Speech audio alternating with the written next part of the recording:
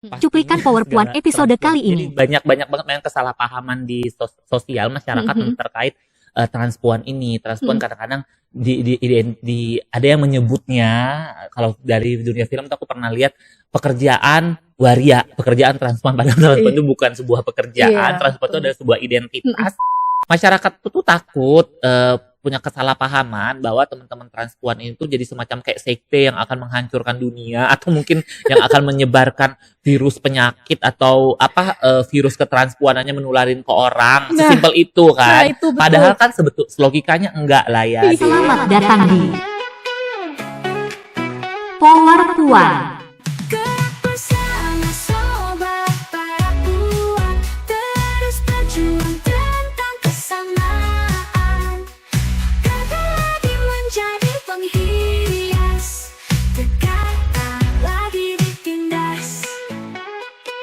Hai Sobat Puan, kita ketemu lagi di Power Puan Season 2. Lihat deh, tampilannya berbeda kan dari Season 1. Nah, beda. hari ini juga sudah ada kedatangan narasumber yang kelihatan banget nggak diskriminasi ininya nih. Make up-nya, tampilannya, aduh, ini hostnya merasa diintimidasi nih. Enggak juga. Luar biasa loh. Ini bintang tamunya superstar ya. Ini sudah ada Kak Anggun Pradesa di sini. Halo Kak Anggun. Halo juga Dede. Thank you ya udah ngundang ke sini ya. Makasih. Kita yang seneng banget nih Kak Anggun udah mau hadir di sini. Aku senang banget diundang. Emang belakangnya tadi apa, warna hijau? Belakangnya tadi Sulasana. Jadi ini tuh season 2. Jadi kemarin kita sudah ada 17 episode di season pertama dengan para narasumber. Nah, kita mau lanjut ke season 2 untuk podcast ini dengan tema-tema yang berbeda dan lebih wow gitu.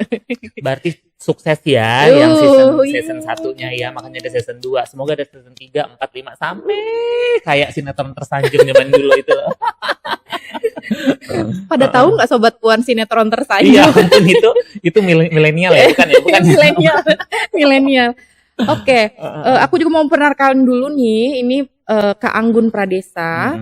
Kak Anggun ini adalah mantan pengurus organisasi Transpuan Muda di Jakarta, dan juga Kak Anggun ini seorang seniman. Beliau ini adalah seorang sutradara, guys. Kak Anggun sekarang lagi sibuk apa nih, Kak? Sekarang itu lagi sibuk ngejalanin distribusi impact dari film dokumenter pendek terbaruku. Jadi dokumenter aku itu membuat karya dokumenter memang fokusnya untuk isu-isu transpuan, tapi kali ini tuh isu penerimaan transpuan dalam keluarga gitu. Jadi ini film sebetulnya sudah yang dokumenter kesekian. Yang pertama itu cukup sukses di kalangan komunitas dan festival-festival. Cuma sayang waktu yang di pertama itu thank you. Cuma sayang waktu pertama itu filmnya tuh telat masuk ke komunitas dulu. Jadi dia dikonsumsi di festival dulu, lalu kemudian baru ke komunitas belakangan. Dan bahkan sampai di usianya yang hampir 10 tahun film pertama itu masih suka sering loh di screening di komunitas. Satu hal seneng ya, tapi di sisi lain aku ngerasa jangan-jangan di Indonesia kekurangan film seperti ini gitu, dan representasinya juga kurang gitu ya. Jadi yang di kedua ini lanjutan dari film yang pertama. Sebetulnya di tengah-tengah udah bikin beberapa dokumenter dan film pendek juga, cuma yang ini memang lanjutan yang pertama. Berbicara tentang penerimaan keluarga transpuan, bagaimana seorang transpuan pulang kampung memperjuangkan penerimaan dari bapaknya, lalu kemudian didukung oleh ibunya yang di film awal sudah menerima aku sebagai seorang transpuan. Nah, tapi yang menarik di sini adalah film ini dibikinkan impact distribusi impactnya itu tayang di kabupaten-kabupaten kecil di luar Pulau Jawa tadinya, tapi lagi-lagi karena kita keterbatasan dana yang kita dapat tidak banyak, akhirnya hanya memungkinkan ada di daerah Jawa Barat gitu. Sudah jalan ke Tasik, ke Kuningan, lalu kemudian kemarin ke Bekasi, dan ini nanti yang memang propernya itu rencananya di Karawang dengan 7 transpuan dan 7 keluarganya. Nanti itu ada fasilitator, ada narasumber, lalu kita nonton bareng, piknik, dan ngomong-ngomong dengan maksud untuk bisa menguatkan Jadi support system gitu ya ya. hubungan antara antara orang tua Tua dan dan anaknya juga yang transpuan. Dan lagi-lagi kadang-kadang teman-teman transpuan apalagi di konteks di daerah Jawa ini kan dia banyak banget support sistemnya ya. Dia Iya, bisa iya. ngobrol sama sesama Iya, temennya, iya. sesama live-nya, sekutunya gitu. Tapi kadang-kadang orang tua dari teman-teman transpuan ini sendiri itu kan dia mau bingung ngomong kemana Iya, gitu. iya, Kalau iya, ngomong benar. sama tetangganya, belum tentu tetangganya Sama punya juga, anak yang iya. transpuan juga, atau bahkan cenderung dihujat kan dia, makanya kamu kurang Iya, ibadah, kamu kurang ini makanya anakmu transpuan. Jadi hal-hal yang kayak gitu tuh bisa ditangani ketika bikin support group bareng keluarga yang sama-sama merasakan bahwa dia bagaimana rasanya punya anak transpuan, bagaimana perasaan hati, saling curah rasa, dan harapannya jadi support system. Jadi sibuknya di situ sekarang. Gila. Keren banget. Ini Sembari juga sih kadang-kadang kalau ada undangan podcast kayak gini dateng gitu, undangan screening apa gitu dateng gitu. Dan jadi beruntung banget nih Sobat Puan Power Puan bisa kedatangan Kak Anggun di episode 1 lagi kan, di episode 1 season 2. Nah, Kak Anggun tadi ngomongin film itu berarti bentuknya sequel ya? Iya. Sequel. Nah, kalau ada Sobat Puan yang mau ikut gitu, buat nonton itu biasanya diakses di mana? Atau sebenarnya Kak Anggun bisa juga sharing buat informasinya bisa lewat apa? Oh, itu gitu? biasanya melalui info@kalyana_sira film itu dari PH-nya aku. Itu nanti akan dijawab dengan tim impact produsernya. Dan screeningnya itu bisa di screening di komunitas kecil. Ya formalitas, kirim email lalu nanti kirimkan link. Cuma memang jangan disebar karena memang untuk keamanan memang itu tidak ditayangkan ke platform media yang besar gitu, tidak, tapi memang hanya diperuntukkan untuk bahan diskusi. Sejauh ini sih terakhir tuh Komnas Perempuan memutarnya untuk diskusi bulanan internal staffnya gitu. Lalu kemudian nanti itu besok di British Embassy, jadi mereka ada kayak learning culture week gitu, learning week gitu. Jadi nanti mengundang internalnya mereka untuk membahas isu-isu keberagaman, terutama isu-isu transpuan. Itu menarik sih. Jadi untuk teman-teman sobat Puan yang ngomongnya sobat Puan yang mau screening ya bisa nanti nonton di kantornya. Lalu kemudian kalau aku lagi nggak sibuk aku bisa datang, lalu bisa kayak diskusi bareng gitu ya.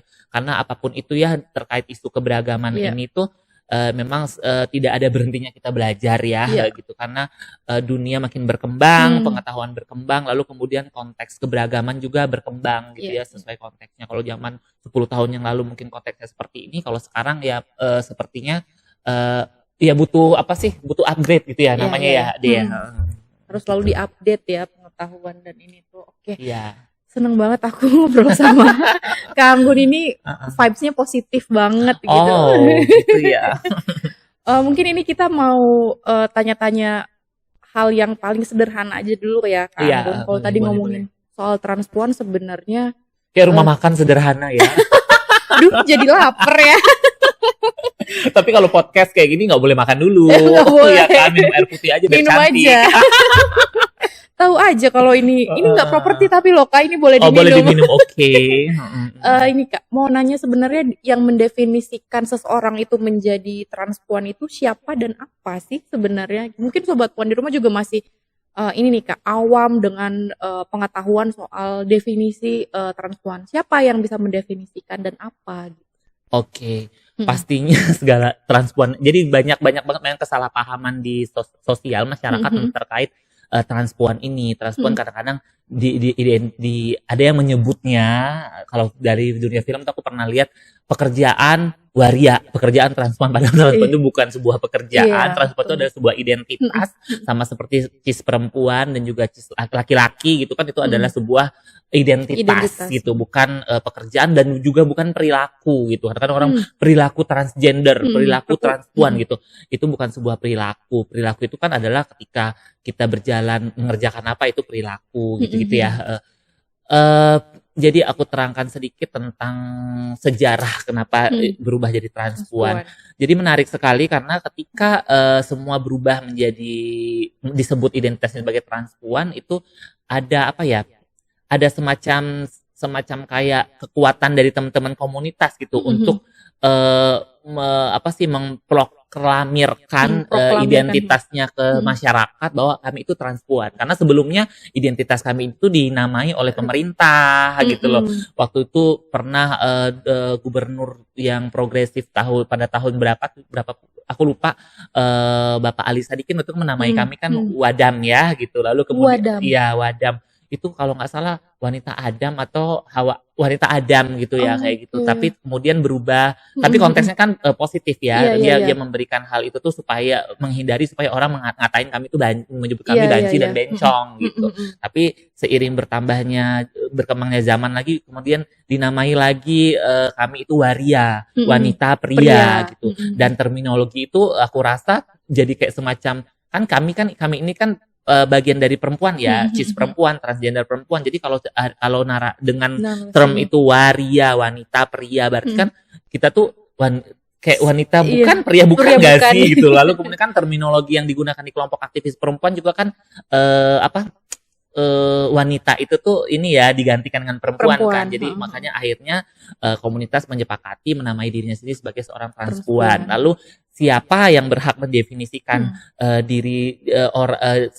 orang itu transpuan atau tidak, itu adalah diri kita sendiri. Itu definisi transpuan itu adalah dari dalam hati itu. Bagi apa yang kamu rasain, apa yang kamu yakini, apa yang kamu percayai terhadap identitasmu, dan itulah dirimu gitu loh. Lalu apa? Tadi apa sih pertanyaannya, apa ya? Siapa tentunya adalah siapapun itu. Kalau berkaitan dengan identitas, yang berhak mendefinisikan dirinya itu siapa adalah orang yang bersangkutan gitu, baik laki-laki, baik perempuan, baik transgender perempuan, baik apapun itu adalah dirinya sendiri. Lalu apa yang mendefinisikan seseorang itu, mendefinisikan seseorang itu seorang transpuan gitu. Iya, sebetulnya sama ya. Kadang-kadang di kerangka pikir masyarakat juga ya, ketika dia melihat gitu ya deh. Orang yang disebut transpuan itu kadang-kadang yang berpenampilannya feminin, cantik, rambutnya panjang gitu. Tapi kan itu kan sama dengan kayak cis perempuan juga ya gitu. Itu masih bias banget. Iya tuh gitu. bias. Kadang-kadang cis perempuan juga masa sih karena dia rambutnya nggak panjang, karena dia nggak suka makeup dan dia tidak pantas disebut perempuan gitu. Begitu juga sih untuk teman-teman transpuan. Dan aku melihat banyak banget teman-teman transpuan yang ekspresinya bermacam-macam. Ada yang androgin, ada yang maskulin, ada yang feminin, ada yang tengah-tengah ekspresinya. Jadi beragam. Ada yang berambut panjang, ada yang berambut ikal, ada yang suka dandan gitu, ada yang memang dunianya di salon dan di bidang masak-memasak, ada yang dunianya di bidang montir-montir, di bidang banyak hal ya zaman sekarang ya. Ada yang merambah di dunia seni, ada yang dokter, ada yang banyak pilihan sebetulnya. Dan itu membuat aku seneng sebetulnya ya, meskipun banyak realitanya belum banyak representasi yang bisa menduduki posisi-posisi yang strategis atau posisi-posisi yang minim kekerasan bidang pekerjaannya gitu-gitu. Tapi ini penting banget sih informasi ini sebetulnya Kak, karena kayak orang tuh udah punya judge sendiri gitu loh sama transpuan. Misalnya tadi ya pakai termnya tuh masih pakai bencong, banci, waria, dan yang kayak gini, yang begini, yang dandan begini. Padahal sebetulnya kan siapapun itu dia bisa mengidentifikasikan dirinya sebagai apa kan. Dan kita nggak bisa menjudge kalau misalnya pun ada misalnya seorang laki-laki yang misalnya berpakaian feminin, belum tentu dia transpuan juga. Belum tentu transpuan juga. Betul. Ini tuh sebenarnya mengasah kita untuk kritis ya. Kadang-kadang tuh kita mempertanyakan apakah rok itu hanya milik perempuan gitu. Kalau kita tilik dari sejarahnya kan tahun berapa ya aku nggak tahu. Itu kan kita pernah mungkin kita pernah melihat bahwa banyak sekelompok laki-laki yang waktu itu kostumnya menggunakan rok gitu ya, di beberapa daerah menggunakan juga sepatu kan, yang punya hat gitu-gitu. Di Indonesia sendiri kan sebenarnya banyak juga kan perempuan pakaian laki-laki yang menggunakan rok atau jubah gitu kan ya betul. Nah ini sih kalau misalnya kita lihat di internet itu banyak banget kan Kak yang soal stigma-stigma dan juga diskriminasi sama teman-teman transpuan ini.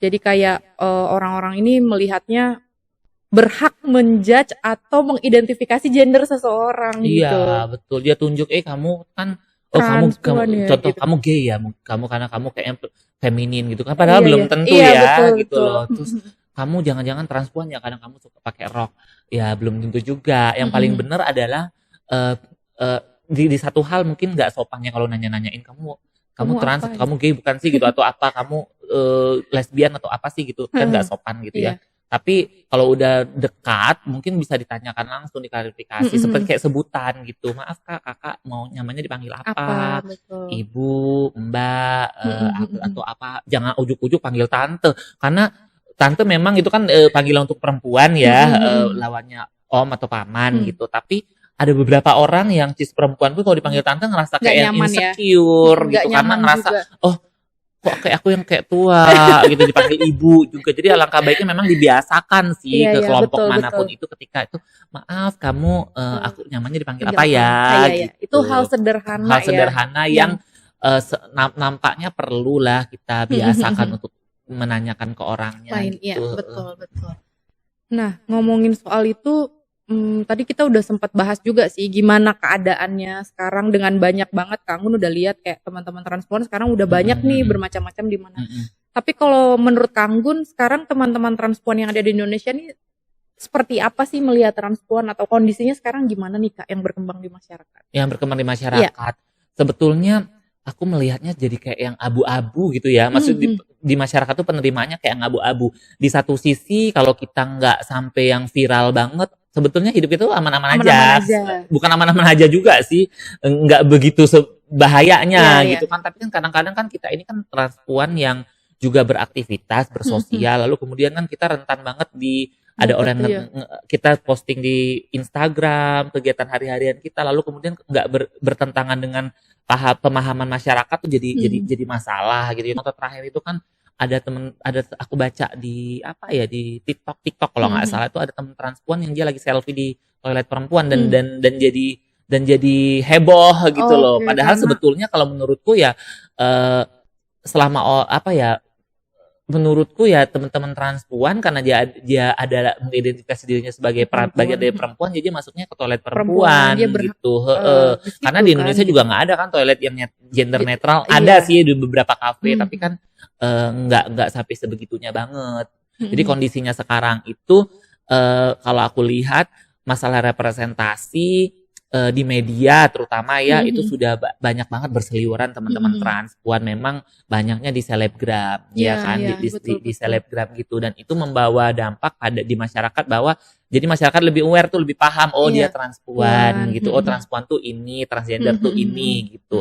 Tapi di sisi lain karena apa ya, karena representasinya terbatas, hanya pada segmen yang media Indonesia kan selalu menekankan tentang hal-hal yang drama, sensasional, Iya, dan apa gimmick-gimmick gitu ya. Lalu kemudian komedi-komedi, itu semuanya nggak masalah. Tapi menjadi ketika tidak berimbang itu tuh jadi kayak yang malapetaka menurut aku. Iya, Jadi benar. harusnya dalam dunia media dan hiburan itu berimbang gitu. Ada yang apa? Ada yang komedi, ada yang gimmick, ada yang apa, dan ada yang edukasi. Iya, Coba betul, bayangkan betul.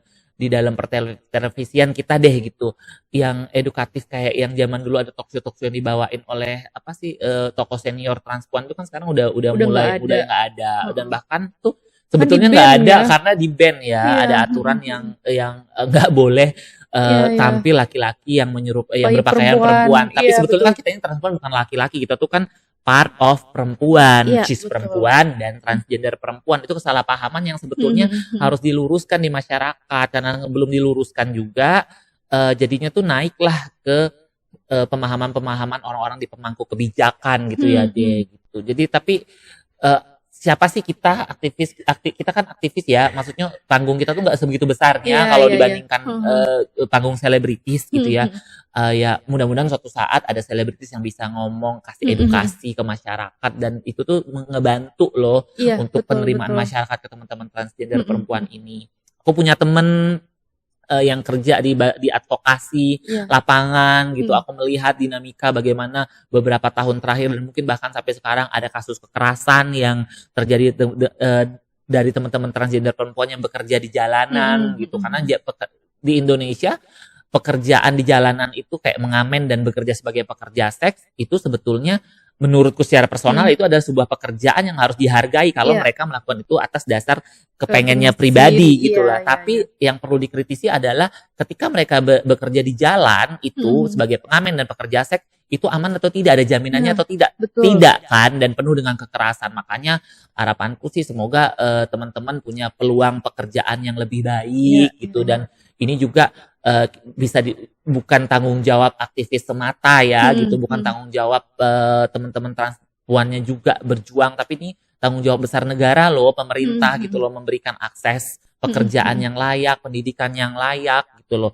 Kita susah, banyak dari teman-teman kabur dari rumah karena nggak diterima oleh keluarga. Makanya tadi tuh di filmku aku pengen distribusinya tuh membuka ruang-ruang diskusi agar penerimaan keluarga transpuan tuh meningkat, karena itu tadi keluarga adalah ruang aman dan nyaman Iya. pertama kami gitu loh. Ketika bisa diterima keluarga tuh kami bisa jauh lebih kuat loh untuk Iya. menghadapi stigma dan Mm-mm. diskriminasi di luar sana. Betul. Seperti itu. Masih banyak sih stigma yang butuh diluruskan di masyarakat, lalu kemudian diskriminasi, masalah diskriminasi di bidang pendidikan, pekerjaan, lalu Pekerjaan, kemudian ya kayak zaman dulu public terakhir space juga kan. iya, zaman-zaman dulu tuh juga sampai yang pernah teman-teman transpuan tuh dipersekusi, diusir dari kosannya, nggak terima, susahnya di tempat kos-kosan gitu. Kalau mau enak cari apartemen, tapi itu kan mahal ya gitu. Aku pun sebetulnya kalau ada tempat tinggal yang murah dan nyaman, pengen cari yang murah. Jadi bisa banyak nabung gitu ya. Tapi kan kadang-kadang kalau hidup terlalu apa ya, salah-salah masuk di dalam masyarakat tertentu, bisa jadi kita tuh jadi nggak aman gitu, jadi nggak aman gitu. Nggak ada jaminan keamanan jadinya ya. Jadi di satu sisi di Indonesia kadang-kadang seperti yang diterima, tapi kayaknya tuh masih jauh dari kata penerimaan. Apalagi kalau ditarik ada provokator tuh ditarik ke masalah isu agama. Aduh udahlah itu gitu. Aku nggak ikut campur kalau masalah gitu ya. Aku selalu menekankan bahwa ya udah deh, urusan agama itu urusan kita personal sama yang di langit aja deh, yang di atas aja gitu. Tapi hubungan kita tuh hubungan yang lebih ke manusia gitu loh. Manusia, aku yakin manusia itu tuh punya rasa punya hati yang sensitif ya gitu loh. Jadi ketika melihat ketidakadilan terjadi pada kelompok manusia lainnya tuh alamiahnya tuh mereka kayak nggak terima gitu loh. Oh enggak gitu. Tapi ketika ada provokasi tafsir A, provokasi tafsir B, jadi hatinya tuh jadi kayak tertutup gitu loh. Pada dasarnya tuh semua manusia tuh ada kecenderungan punya hati yang baik kok gitu. Cuma tinggal ini aja sih, kita asa-asa aja, terus kita yang kayak abaikan lah hal-hal yang tafsir-tafsir yang malah bikin kita tuh saling benci gitu loh. Lalu paham-paham yang bikin kita tuh jadi kayak nggak hilang rasa cinta, kasih sayang satu sama lain gitu. Tuh kan guys, positive vibes banget Kak Anggun ini. Itu tadi ya, situasi di sini ternyata masih demikian ya, meskipun tadi kalau Kak Anggun bilang media, internet dan yang lain-lain itu sudah mulai aware gitu loh, dan dengan keberadaan transpuan ini harusnya diimbangi dengan, tapi jadiin token kadang-kadang gitu. Iya betul, karena nggak seimbang dengan pendidikan atau pengetahuan soal transpuan ini. Iya, kan, kadang-kadang mereka ngambil sisi sensasinya aja, lalu sisi drama-dramanya disengaja-sengaja dibikin gimmick-gimmick yang malahan itu tuh memberikan disinformasi gitu, disinformasi. Padahal seharusnya kan platform yang sebesar itu tuh digunakan untuk ada edukasinya lah ke masyarakat. Apalagi kalau dia punya followers banyak, influencer gitu kan. Iya. Masyarakat tuh takut punya kesalahpahaman bahwa teman-teman transpuan itu jadi semacam kayak sekte yang akan menghancurkan dunia, atau mungkin yang akan menyebarkan virus penyakit atau virus ketranspuanannya menularin ke orang. Sesimpel itu kan. Itu padahal kan logikanya enggak lah ya deh gitu. Aku berteman dengan orang teman-teman laki-laki, teman-teman perempuan, tapi kan mereka nggak ketular lah jadi transpuan. Tapi sesimpel itu. Tapi kan suaranya Anggun, panggungnya Anggun kan nggak besar gitu. Jadi siapa yang bisa mendengarkannya gitu. Itu salah satu mitos yang berkembang juga tuh terkait identitas gender atau orientasi kan. Iya, bahwa itu menular gitu. Padahal kan kita sudah sering banget sampai berbuih ngomong itu nggak menular, dan pakai ya contoh simpelnya aja lah, teman-teman transpuan kan juga punya partner di rumahnya ya, pasangan, kekasih gitu. Dan kekasihnya ya tetap sebagai dirinya yang bukan transpuan gitu loh. dan nggak menular dan nggak juga menular gitu. meskipun hidup bersama. Nah di sini Sobat Pon masih ada nggak sih yang berpikir mitos-mitos itu? Nah udah jangan ini lagi ya percaya mitos-mitos itu lagi.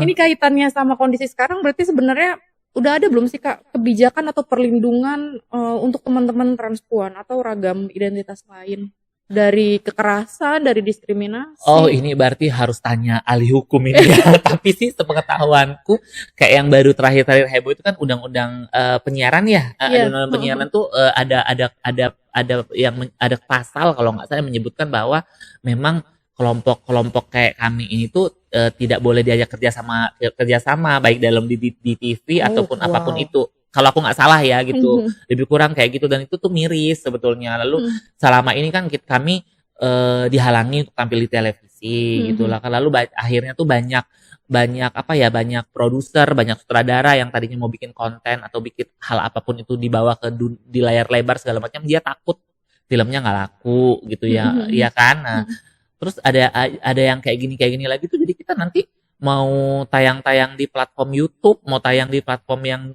di luar media TV itu kan jadi susah, dan itu berkenaan sama kesejahteraan kami juga kan, karena itu kan ada income-nya di situ kan, gitu. Jadi bingung gitu. Nah, Kak, terkait ini nih, kalau tadi Kak Anggun udah ngomongin soal kebijakan-kebijakan yang saat ini untuk teman-teman transpuan gitu. Nah, sebenarnya apa yang masih belum terpenuhi untuk hak-hak transpuan nih? Atau misalnya terkait akses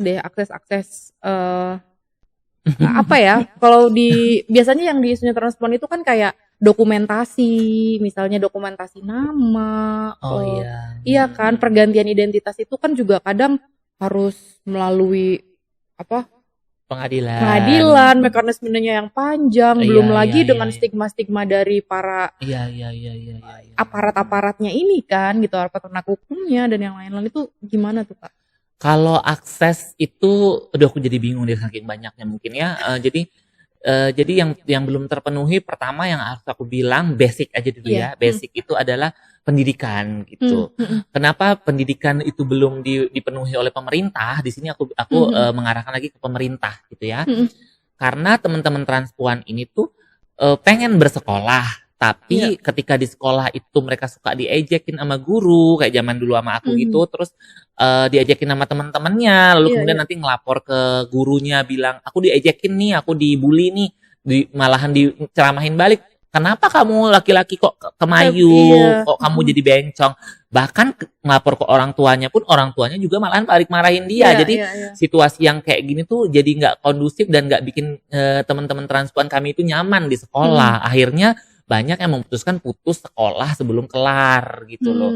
Tapi kalau balik ke aku secara personal lagi, untungnya aku kuat-kuatin banget waktu zaman sekolah dulu gitu loh. Aku sempat bermimpi, aduh kayaknya kalau udah kelar SD aku udah nggak mau sekolah lagi deh, mau cari kerja aja zaman dulu kan. Tapi aku pikir-pikir lagi tuh, zaman dulu orang yang kelar kuliah aja nyari kerjaan susah gitu, apalagi kalau kelar SD gitu. Meskipun kadang-kadang nggak ngejamin juga ya, kadang-kadang kalau pengalamannya banyak, tapi kan kadang-kadang yang butuh orang-orang dalam juga nggak sih untuk hidupnya aman gitu ya kan gitu. Jadi aku membayangkan suatu saat kondisi pendidikan di Indonesia tuh ramah gender apapun itu, ramah transpuan. Jadi teman-teman transpuan bisa berekspresi, ya tentunya ekspresi yang sesuai dengan sesuai dengan yang tidak kriminal gitu-gitu. Didukung oleh gurunya dan tidak diajakin sama teman-temannya. Aku rasa akan banyak teman-teman transpuan yang yang akhirnya tuh grooming and blooming gitu loh, nggak perlu yang kayak sekarang. Dan kalau kita bisa berkembang gitu kan, kita juga bisa mengkontribusikan diri kita ini, skill kita ini untuk pembangunan negara gitu ya kan, lalu kemajuan negara gitu. Ngomongin masalah negara. Jadi di pendidikan bermasalah, lalu kemudian karena pendidikan kami tidak memadai, jadi kan akses pekerjaan susah. Pekerjaan itu kan sekarang melihat ini banget ya, ijazah dan apa yang tertulis dalam ijazah itu banget gitu, dan pengalaman dan karena pekerjaan tidak layak, lalu pendidikan yang tidak memadai, jadi akhirnya untuk bertahan hidup uangnya pas-pasan, Iya, pekerjaannya, betul, betul. pilihannya hanya di sektor prostitusi dan sektor nyanyi-nyanyi di jalan yang riskan terhadap kekerasan gitu. Iya, iya, Lagi-lagi aku iya. nggak bilang pekerjaan itu nggak bener ya, tapi melihat dari resikonya di jalan penuh dengan kekerasan itu kayaknya tuh bisa jadi bahan pertimbangan kita untuk cari alternatif pekerjaan lain. Tapi sampai sejauh ini gimana ya, kita nggak ada perlindungan masalah pekerjaan di jalan Iya, itu. iya, iya. Dari kita malah dapat gangguan dari oknum-oknum yang bisa segampang itu mukulin kita, ngelemparin kita, teriakin kita gitu-gitu, teriakin kami gitu-gitu sih. Hmm. Jadi secara tidak langsung sebenarnya teman-teman transpuan ini dimiskinkan secara sistem ya, Kak. Iya, dimiskin secara sistem, sudah Kan miskin, udah gitu aksesnya juga nggak aksesnya ada. susah. Iya. Beruntung beberapa tahun terakhir ini tuh ada project dari pemerintah ya, yang mereka pengen semua orang punya identitas KTP gitu kan. Jadi tuh dari Dirjen Dukcapil itu mempermudah banget kami untuk yang nggak mesti harus pulang kampung kalau mau cetak KTP Iya, gitu-gitu. iya. Jadi ketika punya KTP lalu kemudian bisa bikin BPJS kesehatan, jaminan Iya, iya, iya, kesehatan benar. yang tidak berbayar gitu-gitu Iya, iya. loh. Meskipun ada kendala-kendala tersendiri ya di dalam apa sih pada prakteknya, pada realitanya, tapi itu harus kukatakan sedikit progres ya. sebuah progres lah gitu. Jadi teman-teman trans tuh gampang kalau mau bikin KTP, terus punya BPJS juga bisa diusahakan kayak gitu, karena mau nggak mau itu basic ya. Iya, itu sangat Sandang, kebutuhan. pangan, papan gitu, kayak yang tempat tinggal juga. Nah, cari tempat tinggal, balik lagi tempat tinggal yang aman kan agak-agak susah ya, penuh Iya, iya. tantangan Benar, gitu. benar. Dan kartu identitas itu kan benar-benar hal basic yang harus dipenuhi sama negara Iya, kan, karena gitu. kalau nggak punya KTP bagaimana mungkin bisa buka rekening bank, kalau mau Iya. menabung, menyisihkan uang penghasilan gitu-gitu. Iya, benar-benar. Betul-betul. Lalu ini Kak, tadi menyambung soal pendidikan, pekerjaan. Nah, gimana sama teman-teman transpuan juga yang ingin mengubah secara administratif di dalam dokumen gitu, secara hukum. Kemudian gimana juga sama teman-teman transpuan yang misalnya ingin menikah gitu. Oke. Itu kan juga akhirnya sulit juga untuk mendapatkan akses itu kan gitu. Iya, jadi gini, di transpuan itu kan memang bagian dari perempuan gitu ya. Tapi itu pemahaman di kita yang aktivis dan feminis gitu, dan sebagian masyarakat di Indonesia, tapi nggak banyak gitu. Tapi secara negara yang nama transpuan dia masuk dalam klasifikasi laki-laki gitu loh, karena negara melihat kami ini tuh kan sebagai sesuatu ya, melihat sesuatu orang itu perempuan atau bukan itu dari kelaminnya, dari biologisnya. Jadi kalau lu punya vagina, mau itu vagina alamiah bawaan dari lahir atau vagina buatan neovagina dari hasil operasi atau penegasan kelamin, itu lu bisa dianggap perempuan secara negara gitu. Tapi pada kenyataannya kan ada orang-orang yang tidak memiliki vagina tapi merasa dirinya perempuan, mengidentifikasi dirinya sebagai perempuan atau menghayati dan menjalani keseharian di sosialnya sebagai seorang perempuan. Ada kebalikannya juga, ada laki-laki yang tidak memiliki penis tapi dia menghayati dan meyakini, mengidentifikasi dan menjalani hidupnya di sosial masyarakat sebagai seorang laki-laki gitu. Nah, realita-realita itu kan belum disarikan oleh pemerintah kita. Akhirnya makanya tadi banyak hal-hal yang diskriminatif turun ketika di toilet transpuan masuk ke dalam toilet perempuan dipermasalahkan gitu, ataupun sebaliknya yang trans laki-laki. Lalu kemudian banyaklah hal-hal yang jadi kendala gitu. Terus menikah gitu. Aku sih terus terang yang aku pikirkan secara personal ya, jauh banget deh kalau mikirnya menikah. Kayaknya itu terlalu, iya, kayaknya komitmen dengan seorang kekasih dan bisa saling support system dalam hidup, berjalan bersama, itu udah jauh lebih baik. Itu udah jauh cukup menurut aku secara personal, nggak tahu dari teman-teman yang lainnya. Tapi kan kalau transpuan mau menikah, memang transpuan bisa, tapi transpuan yang sudah melakukan penegasan kelamin. Perlu digarisbawahi lagi bahwa tidak semua teman-teman transpuan itu merasa butuh melakukan penegasan kelamin, tidak semua gitu. Baik karena kendala faktor ekonomi kan itu mahal, atau mungkin memang dari dalam dirinya dia udah ngerasa nyaman dengan dirinya, aku transpuan ya, aku begini, aku menerima diriku apa adanya aku, kayak tanpa gitu. harus, Jadi kalau ngomong masalah nikah di itu rumah. jauh lah, kami masih saat ini tuh kayaknya kita sepakat masih memperjuangkan kesejahteraan dan Kesejahteraannya. kemakmuran hidup gitu, dan dapat hidup yang layak aja tuh udah seneng Cukup. banget gitu loh. Ini sedih ya ceritanya. Ini menjadi PR bersama sebenarnya kan, yang terus diperjuangkan juga, bahwa ternyata masih banyak sekali hak-hak transpuan sebagai manusia yang belum dipenuhi oleh negara gitu kan. Iya, ya pelan-pelan ya, semoga nanti punya banyak ruang-ruang gitu untuk bisa berdiskusi dengan lembaga-lembaga pemerintah, lembaga-lembaga negara gitu. Aku meyakini bahwa mungkin pakai pepatah lama ya, karena tidak kenal maka tidak sayang gitu. Mungkin nanti suatu saat kalau udah kenal, udah mulai nih rasa simpatinya. Oh, kalau udah nanti udah kenal deket, tumbuhlah rasa sayang. Akhirnya ya menujulah dunia inklusif, dunia yang bisa Ideal. ideal, Yang kita dunia yang tidak ada bayangkan. orang yang ditinggalkan di belakang gitu-gitu sih. Sekarang kita halusinasi dulu dengan keidealan iya, itu ya. iya. Perjuangan harus tetap berjalan. Aku selalu bilang sama teman-teman, perjuangan itu nggak mesti yang berat-berat juga. Berat-berat juga harus ya, karena di satu hal ketika advokasi tidak didengar, kita butuh turun ke jalanan demo. Iya, ayo gitu. Tapi memang nggak semua orang punya skill kayak seperti itu. Tapi kalau aku bilang sama teman-teman transpuan, dengan kamu rajin ikut acara-acara kolektif teman-teman feminis, teman-teman aktivis, nongol aja nggak usah ngomong, itu udah bagian dari perjuanganmu gitu loh. Itu politik identitas, biar orang tahu bahwa kamu juga ada gitu. Kita tuh ada di situ.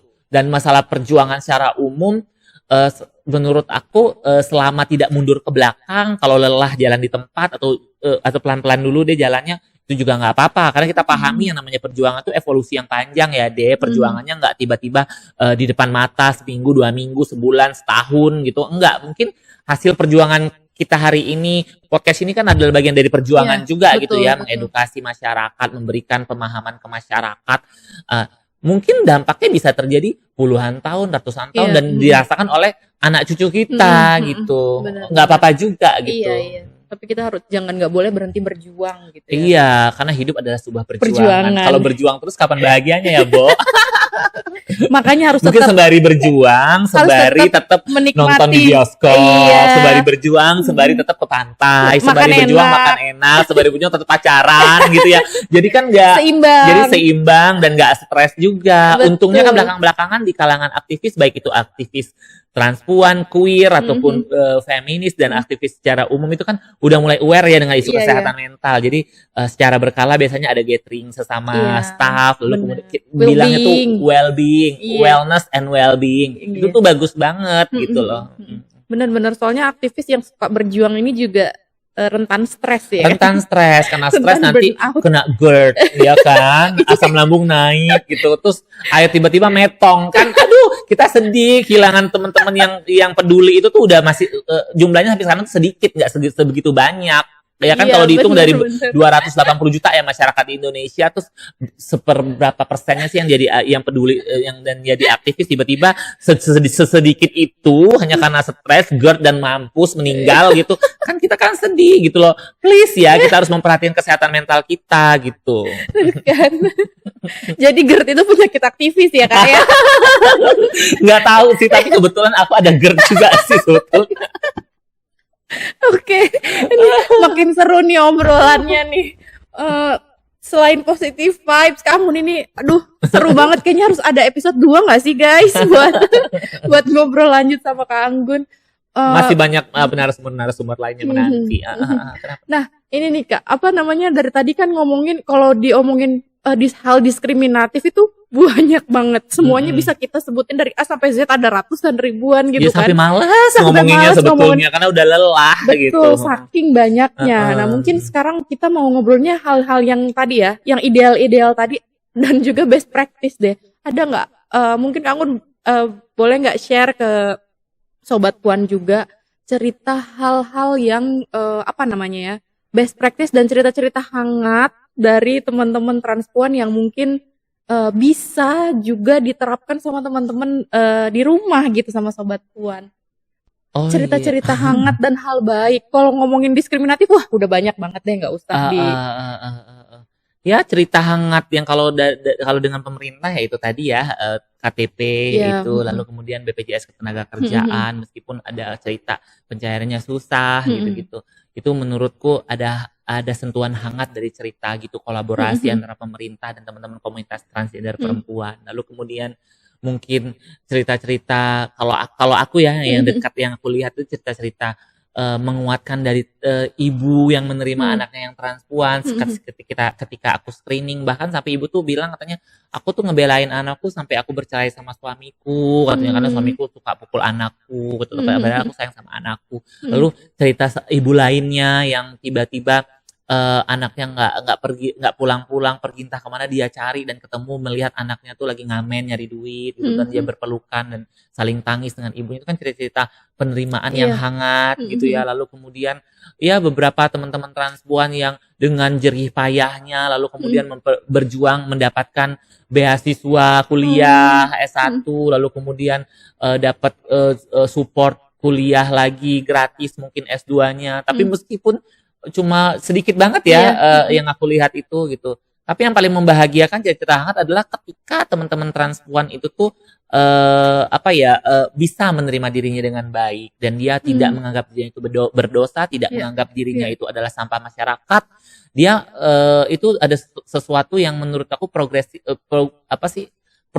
yang hangat, sesuatu yang hangat yang progresif gitu. Karena basis dari teman-teman transpuan ini untuk bisa berdiri tegak dan kuat itu adalah penerimaan dirinya gitu ya. Dan ketika ngomongin tentang penerimaan diri, kadang-kadang nggak cukup dari materi SOGSC doang ya, sexual orientation, gender identity, expression, and sex characteristic, nggak cukup doang, tapi dengan keyakinan personal mereka, ya kan, keagamaan mereka. Biasanya itu mereka bertemu dengan tokoh-tokoh agama progresif yang tidak melulu menyampaikan hal-hal buruk tentang representasi tentang identitas teman-teman transpuan. Itu tuh berpengaruh pada penerimaan dirinya.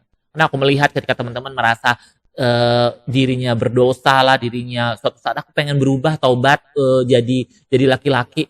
Kalau menurut aku itu hal yang nggak mungkin ya, karena kita bukan Superman gitu loh, bukan Wonder Woman yang bisa berubah dengan begitu gampangnya gitu ya. Kita gitu loh, bahwa nanti seiring berjalannya waktu kita menua dan fisik kita berubah, rambut tidak panjang ini lagi, itu perempuan manapun juga merasakannya. Tapi identitas kita transpuan tetap ada di sini, bagaimanapun tampilan kita, fisik kita kayak gitu loh.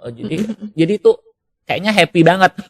Aku aja sampai sekarang tuh masih terus belajar meningkatkan penerimaan diri dalam diriku, karena aku ngerasa hidupku jauh lebih bahagia ketika aku bisa menerima diriku dengan baik gitu, dan aku tidak mendengarkan omongan-omongan yang bisa membuat keberkembangan hidupku tuh terhambat gitu, lalu membuat aku jadi sedih gitu. Jadi memang kita pintar-pintar bahwa penerimaan sosial itu penting kita perjuangkan, tapi ketika kita memperjuangkan sosial di RT mana, RW mana nggak bisa terima kita cari penerimaan lain gitu loh, kita cari support system yang lain, kita tinggalkan mereka gitu. Begitu juga dengan orang tua, penting memang orang tua menerima kita dengan baik, kita berusaha dialog sama mereka gitu ya kan, memperjuangkan penerimaan mereka gitu. Tapi kalau kita ngerasa kita udah berjuang mati-matian tapi mereka nggak terima, kita bisa cari dengan berat hati, kita bisa cari penerimaan dari hal lain, dari teman-teman komunitas, dari teman-teman sekutu kayak gitu. Karena berbicara tentang penerimaan juga aku nggak mau bilang sama teman-teman transpuan, ayo pulang kampung hadapin orang tuamu, kan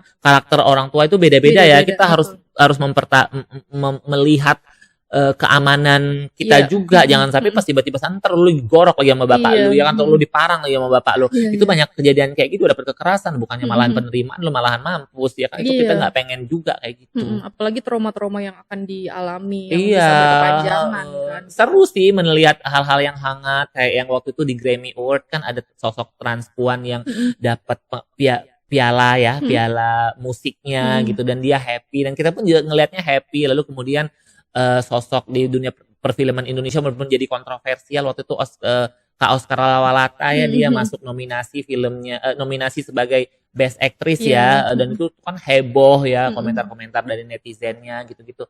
Hal-hal kayak gitu tuh ya aku terharu, karena pasti untuk mendapatkan kondisi seperti itu di titik itu tuh perjuangannya Perjuangan gila-gilaan. luar biasa ya. Iya Betul kan? betul. Perjuangannya gila-gilaan gitu. Jadi sebenarnya kata kuncinya adalah yang bikin hangat dari teman-teman transport ini adalah penerimaan ya. Iya. Acceptance tuh ya, penerimaan dan pengakuan ya Kak ya. Penerimaan, pengakuan Pengakuan gitu. gitu. Ya kalau sekarang butuh perlindungan juga ya, karena Indonesia kan masih rentan, siapapun itu rentan mendapatkan Dapat kekerasan gitu. Kelompok minoritas apapun itu, Betul. jangan hanya transpuan, Betul, teman-teman itu yang perempuan pun gitu juga potensial mendapatkan Iya, kekerasan dan perlindungan tuh penting banget Betul. terus ditingkatkan oleh pemerintah. Mm-mm. Bahkan udah ada undang-undangnya pun masih tantangan loh untuk implementasinya. Iya. Kita harus gencar ya apa sih namanya, mengawal gitu. Cih, Satpol PP kali yang ngawal. Iya, tadi juga aku mau menggarisbawahi itu sih. Kayaknya kalau di pemerintah siapapun udah bisa dapat diskriminasi deh, semua kelompok minoritas. Iya. Mungkin kelompok minoritas harus bersatu nggak sih Kak untuk Sebetulnya mendapatkan- siapapun itu harus bersatu ya, bersatu karena kan bersatu kita teguh katanya, bercerai kita runtuh. Itu pepatah yang kayaknya tuh nggak pernah usang-usang gitu ya. Jadi itu dalam banget. Iya, kita memang harus bersatu gitu. Makanya internal kami bahkan di kelompok aktivis yang feminis pun kadang-kadang kan dia exclude teman-teman trans ya. Iya. Sorry nggak mau dianggap. gitu. Waktu itu beberapa tahun yang lalu tuh pernah bikin sebuah karya buku bareng, tapi aku nggak ikut waktu itu, temanku. Aku melihat seorang seniman perempuan gitu, dia menarik karyanya dari buku itu, kumpulan, karena dia lihat di situ ada teman-teman queer. Oh. Jadi dia nggak mau gitu. Berarti ya Karena? ya karena value-nya dia aja gitu. Oke. Value-nya dia aja gitu. Berarti bukan feminis dong kalau kayak gitu, kalau Iya, mengeksklut betul, kelompok betul. lain. Feminis kan harusnya merangkul kelompok manapun itu gitu. Dan kita kan harus juga tadi ya, pengakuan dan menerima untuk semua siapapun yang merasa dirinya perempuan, ya kita akan mengidentifikasi diri sebagai perempuan gitu kan. Iya. Nah mungkin Sobat Puan juga di rumah sudah bisa nih, dari pengetahuan tadi, dari obrolan sama Kak Anggun juga udah bisa kira-kira sebenarnya dunia yang ideal yang bikin kita semua tuh bisa nyaman gitu loh, tidak membuli dan tidak mendiskriminasi orang lain ya, dengan mulainya dengan cara menerima diri sendiri. Buat teman-teman transpuan yang mungkin masih merasa berdosa gitu kan, merasa dirinya nggak layak, salah, merasa dirinya salah, merasa dirinya tuh nggak sakit akan bisa ngapa-ngapain gitu kan Kak. Masih banyak kayak stigma-stigma sakit. Ini perjuangan panjang nih Deh. Jadi Iya. selain memperjuangkan eksternalnya kita, perjuangan internal juga perlu. Aku Iya, jadi iya. inget cerita dikit. Aku jadi inget beberapa hari lalu kan aku screening filmku di 7 transpuan dan 7 keluarganya, ada yang bawa ibu, ada yang bawa adik, ada yang bawa sepupu gitu.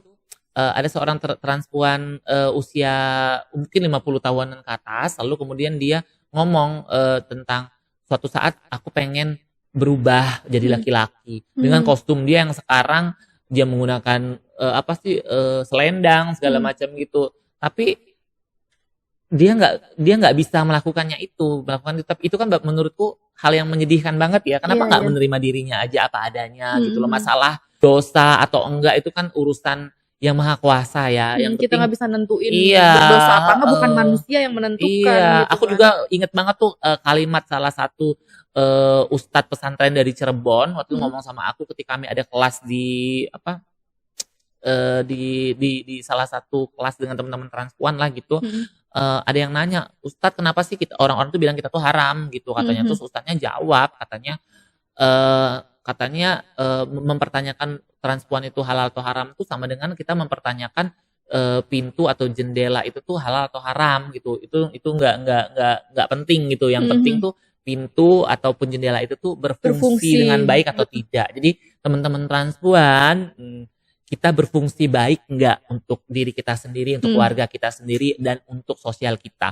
Kalau kita berfungsi dengan baik, artinya kita kesampingkan hal-hal yang buruk seperti itu, hal-hal yang membuat kita jadi kayak sedih, merasa kayak nggak bisa nerima diri kita, merasa bersalah, merasa apapun itu, udah kita tinggalkan itu. Memang butuh skill juga ya untuk bisa menepis, menghempaskan omongan-omongan jahat itu, tapi itu bisa kita usahakan bareng-bareng gitu loh, demi apa ya, demi kesejahteraan hidup kita, demi kenyamanan hidup kita. Kita udah terlalu menderita, Bo. Ngapain kita harus dengerin omongan orang lagi, Betul, gitu betul. kan. Nggak Yuk ada kita habisnya nggak kalau ada omongan habisnya. Jadi fokus kita terpecah gitu loh. Nggak fokus sama diri sendiri gitu. Cintai diri kita sendiri, lalu kemudian cinta kita akan Terbagi untuk semua orang. terbagi untuk semua orang, terutama keluarga juga gitu ya kan. Ya udah gitu, fokus kita tuh itu aja gitu. Ini udah kalimat penutup ya kayaknya. Oh belum, sebetulnya kan masih ada pertanyaan lagi. belum. Ini udah Dede. setiap kali Kak Anggun ngomong ini kayak udah lengkap gitu semuanya. Karena vibe kantornya juga enak gitu ya, kayak seperti rumah, seperti villa di Bogor gitu, seperti villa di Puncak. Bener deh. Vacation dong, ini mah healing dong Kak. Iya, jadi Bukan kayak, kerja tapi healing ya. mm-mm. Oke, Kak Anggun, ini pertanyaan terakhir nih Kak, nih sebelum kita tutup perbincangan kita hari ini nih. Harapannya Kak Anggun untuk teman-teman transpuan dan juga untuk masyarakat. Untuk teman-teman transpuan dan masyarakat, oke. Iya, jadi transpuan dulu untuk teman-teman Oke, transpuan. untuk apa teman-teman pesan-pesannya? transpuan, sayang, Bo, Nek, kalau kita ngomong itu, kita terima diri kita dengan baik dulu ya, gitu loh. Kita bisa usahakan bagaimana kita meningkatkan penerimaan diri kita, karena itu hal yang penting, itu jadi basic kita. Kalau kita bisa menerima diri kita dengan baik, kita bisa mencintai, menyayangi diri kita, angin topan diskriminasi dan stigma itu kita hempaskan.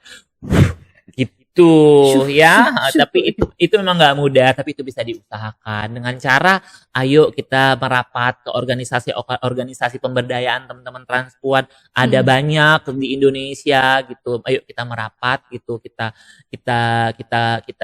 saling support satu sama lain seperti itu. Lalu kemudian kita juga harus mulai bisa, bukan harus juga sih, aku nggak terlalu sepakat dengan kata harus, tapi perlu untuk kita yang dalam kondisi tereksklusi ini menginklusikan diri gitu. Kita mulai perhatian dengan lingkungan sekitar kita. Sesimpel ketika kita pindah memasuki wilayah tertentu ya kita laporlah ke RT RW, kita bertetangga gitu-gitu loh, yang formal-formal, yang formalitas kayak gitu. Itu tuh bisa ngebantu kita banget loh. Seenggaknya kita bikin kayak semacam penerimaan diri sudah, keluarga sudah, lalu kemudian lingkungan sekitar kita gitu. Tapi kita baca juga kalau lingkungan sekitar kita toksik, ya kita segera tinggalkan. Seperti itu. Kita bersabar saja, kita menunggu musim berganti nanti, mana tahu nanti Indonesia 50-100 tahun lagi ya, jadi inklusif, benar-benar inklusif terhadap kelompok minoritas gitu ya. Jadi kita sambut dengan sukacita nanti, tapi anak cucu kita, Bo, nggak apa-apa ya. Lalu kemudian kalau untuk masyarakat sih, kita tuh nggak semenakutkan itu kok gitu. Kalau ada hal-hal yang memang ada ganjalan di hati, sampaikan. Cuma ya kita sepakat ya sebagai manusia kita kan punya skill alamiah, etika, lalu tutur kata sopan santun, ramah tamah, ya bertanyalah dengan sopan, bertanyalah dengan santun gitu. Tidak ada pertanyaan yang tidak bisa dijawab kalau menurut aku personal gitu ya. Tapi sampaikanlah dengan etika yang baik, dengan etiket yang oke, gitu-gitu sih. Lalu kemudian kesalahpahaman yang masih lestari yang ada di kepala kalian itu sebetulnya bisa kami selesaikan kalau kalian mau agak-agak sedikit repot lah gitu, buka ruang diskusi bareng gitu. Sekarang media tuh gampang ya, bisa tanya DM aja ke Anggun Pradesa gitu, Kak kenapa sih begini segala macam. Ya kalau aku nggak sibuk aku balas sih gitu ya. Karena jangan pula kok nggak dibalas gitu nggak gitu juga. Intinya gitu sih. Aku berharap kesalahpahaman di masyarakat tuh tereduksi dan lama-lama hilang. Contoh tadi sesimpel transpuan itu menular, queer itu menular, lalu sarang penyakit.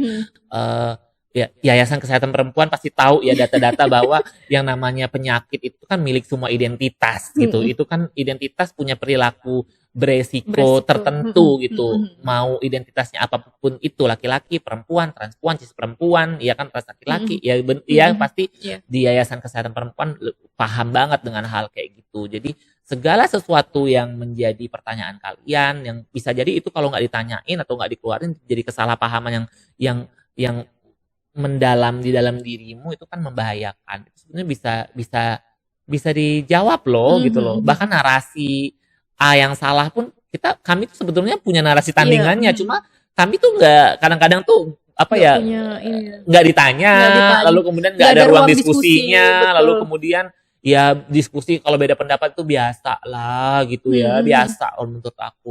Yang nggak biasa itu ketika kalau beda pendapat ditimpuk pakai botol, lalu diam-diam diapain, tiba-tiba hilang, beda pendapat tiba-tiba orangnya hilang, kalau dihilangkan itu kan yang serem gitu. Betul. Oke. Udah lengkap ya Sobat Puan, jangan pernah menstigma lagi, jadilah support system buat semua teman-teman, semua manusia yang ada di Iya, muka bumi ini. dan hewan dan tumbuhan dan juga, hewan karena, dan tumbuhan juga. karena itu bagian dari kehidupan ya. Kalau Iya, mereka nggak betul. ada, kita juga nggak bisa hidup. Nah, itu dia pesan-pesan dari Kak Anggun, teman-teman transpuan juga agar lebih berproses mengenali diri sendiri dan menerima itu tadi, dan jangan lupa untuk mencari support system. Nah, untuk masyarakatnya, untuk sobat puannya harus menjadi support system gitu Iya, kan. kita saling dukung ya. Kita saling dukung, kita saling jaga gitu ya, kita Iya, saling melindungi. dukung dalam segala kondisi. Jangan pas butuh duit ngutang doang ya. Jangan pas ada pemilu tiba-tiba kita diundangin, pas sudah selesai kau kepilih kau lupa sama kita. Kan? Jangan begitu. Itu Ini tuh. ya, kalau di RT RW juga jangan tiba-tiba pas lagi ada ada sumbangan-sumbangan apa aja kita digedor-gedorin, tapi pas ketika ada rapat-rapat yang berkenaan dengan lingkungan, Keputusan dengan gitu. keputusan-keputusan nggak dilibatkan. Jangan begitu, namanya rumpi. Nah, yang ini nih serius banget nih. Sebenarnya ini nih gongnya nih, Iya, poinnya. makanya nih. itu tadi harusnya itu tadi Iya, ya. harusnya itu. Sebenarnya karena itu tadi, karena harapannya banyak deh. Jadi kan ketika ditanya kan kita baru berpikirnya, oh mungkin ini ya harapannya, tapi sebenarnya harapannya tuh banyak banget. Betul. Impian siapa sih yang nggak banyak, impian minoritas mana sih yang nggak sebegitu menumpuknya gitu, karena Iya. melihat kondisi yang Saat yang ini iya, udah nggak sangat-sangat tidak ideal lah gitu. iya. Oke, itu dia Sobat Puan, gimana? Seru banget kan ngobrolnya. Tapi nggak kerasa nih kita udah 1 jam ya. 1 jam lebih, udah panjang banget. Nanti paling ini habis setelah ini Mas Oji ini yang pusing untuk mengedit videonya. Oke, terima kasih banyak Kak Anggun Sama-sama, sudah mau Dede. datang di podcast Power Puan. Sukses terus untuk Amin, filmnya. amin, Mungkin untuk karya-karyanya. ya Kak Anggun kalau mau promo filmnya juga silahkan, boleh kalau mau. Oh iya, promo. buat kayak seperti tadi di awal, kalau teman-teman mau berpikiran untuk, karena filmku memang dokumenter yang memang tidak ditayangkan di platform bioskop dan lain sebagainya, karena memang tujuannya untuk edukasi dan support system untuk, atau learning untuk internal untuk orang-orang komunitas tertentu gitu. Jadi bisa sih kontak DM aku di Instagram @anggunpradesa gitu, atau email @info@kalyanasira film, tadi udah disebutkan, untuk minta file filmnya untuk ditayangkan eksklusif di kantor kalian, di komunitas kalian gitu. Dan aku bisa datang kalau seandainya aku memang waktunya pas gitu. Oke, itu dia Sobat Puan, obrolan kita hari ini. Terima kasih banyak sudah menonton, dan jangan lupa Sobat Puan komen kalau ada yang mau tanya terkait obrolan ini, bisa langsung komen di video ini. Dan juga kalau misalnya Sobat Puan mau ngasih masukan untuk obrolan atau tema berikutnya di season 2 ini, boleh juga kasih nama narasumbernya juga boleh, dan juga topiknya kira-kira bahasannya apa yang perlu kita bahas di Power Puan. Cuco interaktif ya. Iya, gitu. betul dong. Dan jangan lupa juga untuk selalu update informasi episode Power Puan dan juga informasi soal kesehatan reproduksi di Instagram Yayasan Kesehatan Perempuan. Ini semuanya ada di sini infonya. Jangan lupa di-follow, di-subscribe, dan juga dikasih notifikasi untuk selalu update. Oke. Ya jangan nonton doang, harus Iya. follow. Zaman sekarang tuh Terus aktif ya. aktif, penting. Jadi kalau IKP-nya besar gitu kan, nanti banyak tayangan-tayangan yang lebih besar lagi. Ya, itu dia. Bantu support ya. Yeay. Terima kasih banyak Kak Anggun. Terima kasih Sama-sama. Sobat Puan. Sampai ketemu lagi di Dah. episode berikutnya. Bersama sobat Puan, terus berjuang tentang kesamaan, agar tak lagi menjadi penghias, tegak tak lagi di